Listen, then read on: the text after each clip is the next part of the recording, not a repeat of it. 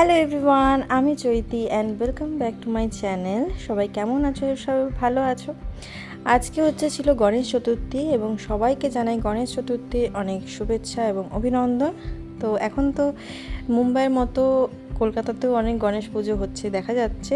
এবছর আমি ছিলাম মুম্বাইতে, যেহেতু সেই জন্য মুম্বাইয়ের পুজো তোমাদের সাথে শেয়ার করছি।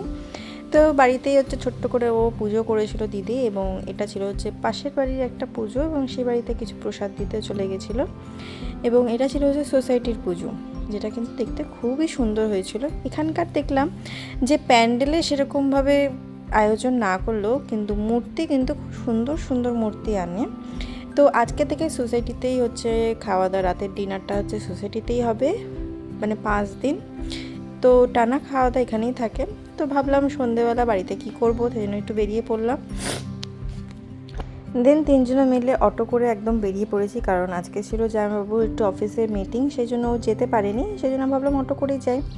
এবং যেতে যেতে অনেকগুলোই ঠাকুর চোখে পড়লাম, তার মধ্যে একটা ঠাকুর তোমাদেরকে দেখাচ্ছি। দেখেছো প্যান্ডেলে সেরকমভাবে আয়োজন না করলেও কিন্তু মূর্তি খুব সুন্দর করেছে। দেন এখানে একটা ডিমার্ট আছে, শপিং মল, তো ওখানেই চলে গেছিলাম।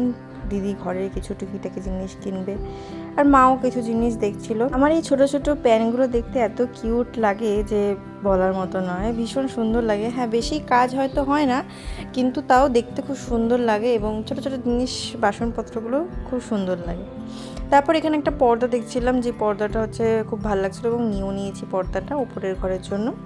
তারপর বেরিয়ে দেখি মুষলধারে বৃষ্টি শুরু হয়ে গেছে, এবং আমরা জিনিসপত্রের জন্য ব্যাগও আনিনি। তারপর জামাইবাবুকে ফোন করে দিয়েছে, তো ফোন করে আসছিলো গাড়ি নিয়ে। ততক্ষণ মা আর মেয়ে মিলে ওখানেই বসে গেছে গল্প করতে, ওখানেই বকবক শুরু করে দিয়েছে। তারপর আসলো গাড়ি নিয়ে আমরা বেরিয়ে পড়লাম বাড়ির দিকে বেরিয়ে আমরা কিন্তু আর বেশিক্ষণ দাঁড়াইনি, কারণ আমরা অনেক রাত হয়ে গেছিলো, তখন 10:30 মতো বেজে গেছিলো। তো ডিরেক্ট সোসাইটিতে চলে গেছিলাম। মোটামুটি সবারই খাওয়া দাওয়া হয়ে গেছিলো, তো লাস্টে আমরাই ছিলাম। অনেক কিছুই ছিল আইটেমে, প্রতিদিন কিন্তু ওদের আইটেম চেঞ্জ হয়। তো আজকে ভাত, রাইস, পনির, একটা মিক্সড ভেজ, মিষ্টি আর পুরি ছিল, আর তার সাথে পাঁপড়। খাওয়া দাওয়ার কোয়ালিটি কিন্তু খুব ভালো ছিল।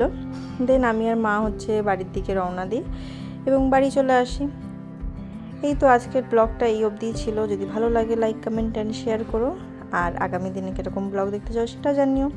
তো আমার ব্লগ কিন্তু অবশ্যই দেখতে থেকো। চলো বাই, আজকের জন্য এইটুকুই।